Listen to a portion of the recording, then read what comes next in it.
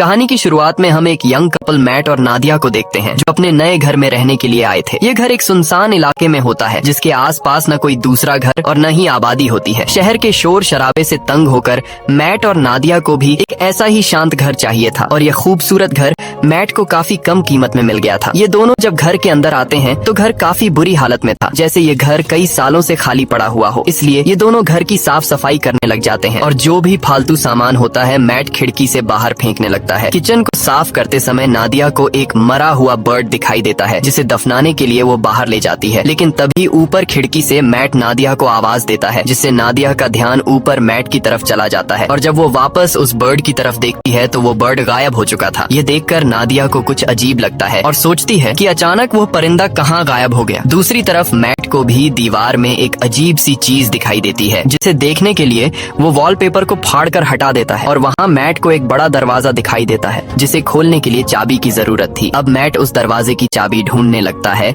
और उसे बाहर फेंकी गई कबाड़ में चाबी मिल जाती है, जिसके बाद वो चाबी को दरवाजे के होल में डालकर दरवाजा खोल देता है। यहाँ नादिया भी पहुँच जाती है। ये दोनों देखते हैं कि अंदर एक काले गहरे अंधेरे वाला कमरा है और जैसे ही ये दोनों उस कमरे के अंदर जाते हैं तभी बाहर की लाइट्स अचानक ब्लिंक करने लग जाती हैं। ये देखकर इन दोनों को कुछ गड़बड़ महसूस होती है और इस प्रॉब्लम को दूर करने के लिए मैट कहता है कि हमें एक इलेक्ट्रिशियन को बुलाना चाहिए। ये कहकर वो वहाँ से चला जाता है और नादिया उस रूम के पास अकेली रह जाती है। नादिया अब सोचती है कि उसे इस रूम में जाना चाहिए या फिर नहीं, लेकिन फिर नादिया को कुछ अजीब सा डर महसूस होता है, इसलिए वो भी मैट के पीछे चली जाती है। इस तरह से रात गुजर जाती है और अगले दिन नादिया एक इलेक्ट्रिशियन को कॉल करती है। कुछ देर बाद लाइट्स ब्लिंक होने की प्रॉब्लम को दूर करने के लिए एक इलेक्ट्रिशियन आता है जो कि घर की लाइट्स को चेक करते हुए नीचे बेसमेंट में पहुंच जाता है और वहां का नजारा देखकर वो हैरान रह जाता है क्योंकि पूरा का पूरा बेसमेंट बिजली के वायर से भरा पड़ा था और कोई भी ऐसा कोना नहीं था जहां पर वायर्स ना हो। ये वायर्स काफी पुराने जमाने की लग रही थी और इलेक्ट्रिशियन भी कहता है कि मैंने आज तक इस तरह की चीजें कभी नहीं देखी। खैर, इलेक्ट्रिशियन जैसे तैसे करके घर की लाइट चालू करके जाने लगता है और जाते समय वो मैट से कहता है कि आखिर तुमने यह घर क्यों खरीदा? इस घर के पहले मालिक का मर्डर इसी घर में हुआ था और उस दिन के बाद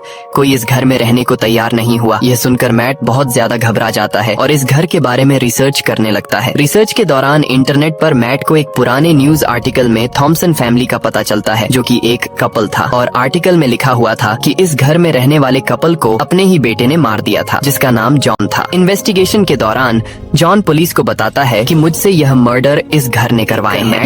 यह एक झूठी कहानी लगती है और कई घंटों तक रिसर्च करने के बाद वो थक जाता है। फिर अपनी पत्नी से छिपकर उसी अंधेरे वाले कमरे में बैठकर शराब पीने लग जाता है। बोतल में शराब पहले से ही 2 घूंट बची हुई थी जिसे पीकर वो बोतल खाली कर देता है और मन ही मन सोचता है कि काश पीने के लिए एक और बोतल मिल जाती। तभी अचानक लाइट्स ब्लिंक होने लगते हैं और कुछ देर के लिए लाइट चली जाती है और जब फिर से लाइट आती है तो उसके सामने एक शराब की बोतल पड़ी होती है। ये देखकर उसकी आंखें खुली की खुली रह जाती हैं और जब वह उस बोतल को हाथ लगाकर चेक करता है तो उसे पता चलता है कि यह एक असली बोतल है, यानी कि यह रूम किसी भी इच्छा को पूरी कर सकता है। अगली सुबह नादिया नींद से जागती है। वो देखती है कि मैट यहाँ पर नहीं है, इसलिए वो मैट को ढूंढने उस रूम में जाती है। वहाँ जाकर वो देखती है कि पूरा रूम कीमती पेंटिंग्स और नई चीजों से भरा हुआ है और मैट बहुत ही ज्यादा खुश है। मैट नादिया को बताता है कि इस रूम में किसी भी विश को पूरा करने की ताकत है। वो नादिया से कहता है कि तुम्हें जो भी चीज चाहिए बस अपने दिल से मांगो और वो तुम्हारे सामने हाजिर हो जाएगी। ये सुनकर नादिया को मैट की बातें एक मजाक लगती हैं, इसलिए वो मैट पर हंसने लगती है, लेकिन मैट कहता है कि तुम एक बार ट्राई तो करो। तब नादिया कहती है अच्छा ठीक है, मुझे इस वक्त जॉब की जरूरत है तो मैं वो मांग लेती हूँ। तब मैट उसे समझाता है कि ये रूम जॉब नहीं दे सकता, तुम इससे कोई चीज मांगो। जिसके बाद नादिया आंखें बंद करके